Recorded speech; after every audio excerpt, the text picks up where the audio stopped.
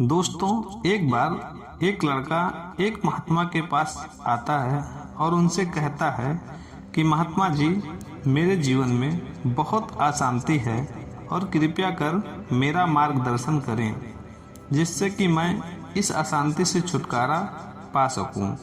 वे महात्मा उस लड़के से पूछते हैं कि तुम्हारे जीवन में अशांति क्यों है।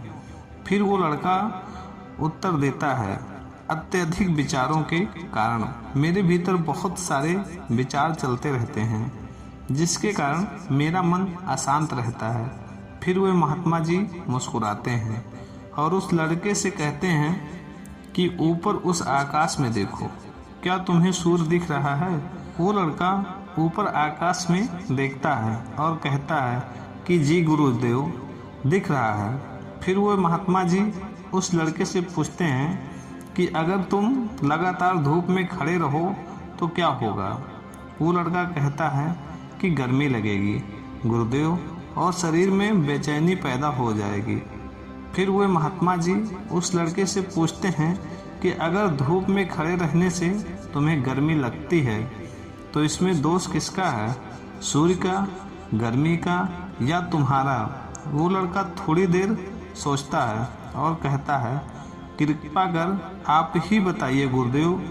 वे महात्मा जी मुस्कुराते हैं और उस लड़के से कहते हैं कि सूर्य का काम है गर्मी देना और गर्मी का काम है गर्मी लगवाना। इसीलिए दोष तुम्हारा है कि तुम धूप में जाकर खड़े हुए हो। तुम चाहो तो तुम छाया में जाकर बैठ सकते हो। ठीक उसी प्रकार हमारे मन का स्वभाव है विचारों और भावनाओं की खिचड़ी पकाना, और विचारों और भावनाओं का काम है तुम्हें दिशा दिखाना। अब तुम उस दिशा में तुम्हें चलना है या नहीं, या सिर्फ तुम्हारे हाथ में है। देखो ध्यान से, समझो कि विचार और भावनाएं समस्या नहीं है बल्कि तुम्हारा उनसे जुड़े रहना समस्या है। सोचो कि तुम धूप में खड़े हो और चाह रहे हो कि तुम्हें गर्मी ना लगे। क्या यह संभव है।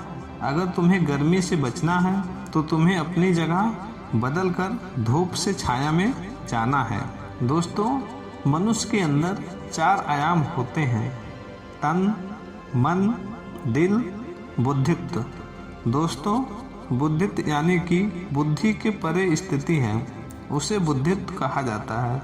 दूसरे और तीसरे आयाम में हमेशा उथल पुथल रहती है, यानी मन में विचार चलते रहते हैं और दिल में भावनाएं होती हैं, और ये दोनों ही आयाम बहुत ही शक्तिशाली हैं। विचार क्षणिक होते हैं और भावनाएं देर तक टिकती हैं। इसे तुम ऐसे समझो जैसे कि कल तुम जिसे खोने से डरते थे आज वो तुम्हारे पास नहीं है और आज तुम्हें उसकी कमी महसूस नहीं होती है।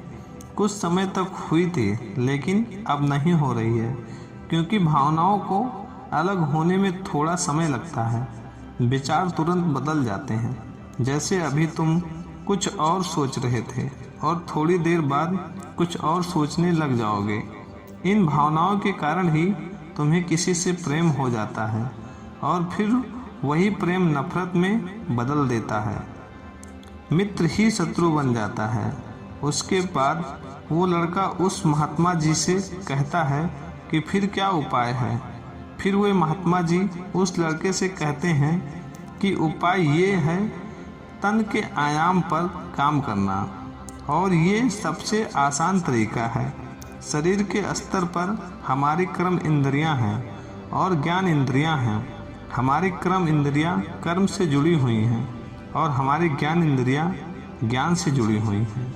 इसके प्रति हम अपनी संवेदनशीलता को बढ़ा सकते हैं, और इसका मतलब ये है कि हम जो भी कार्य करें उसे आनंद के साथ कर सकते हैं। जैसे अगर आप पानी पी रहे हैं तो पूरी तरह से पानी ही पिए, यानी पानी पीने में अपना 100% दो। ऐसा करने से क्या होगा गुरुदेव। ऐसा करने से तुम मन और दिल के आयाम से हटकर शरीर के आयाम पर आ जाओगे, और ये बिल्कुल ऐसा है जैसे कि तुम धूप से हटकर छांव में आ गए। मन और हृदय के आयाम पर अपना काम चल रहा है, लेकिन तुम्हारी जागरूकता तन पर आ गई है। जैसे कि सुबह उठो तो सूरज की किरणों को महसूस करो और हवा को महसूस करो। आंख बंद करके पक्षियों की आवाज़ें सुनो। लगातार तन के आयाम पर काम करने से तुम एक दिन हैरान हो जाओगे कि तुम पक्षियों की आवाज़ें तो कानों से महसूस कर रहे हो, लेकिन तुम्हारा चित्त शांत हो रहा है। तुम अपने चित्त पर कोई कार्य नहीं किया, लेकिन फिर भी वो शांत हो गया। इसीलिए पहला उपाय ये है कि हर कार्य को तन के आयाम पर जागरूकता के साथ करना। और दूसरा उपाय है अपने भीतर के नाद यानी सुर को सुनो।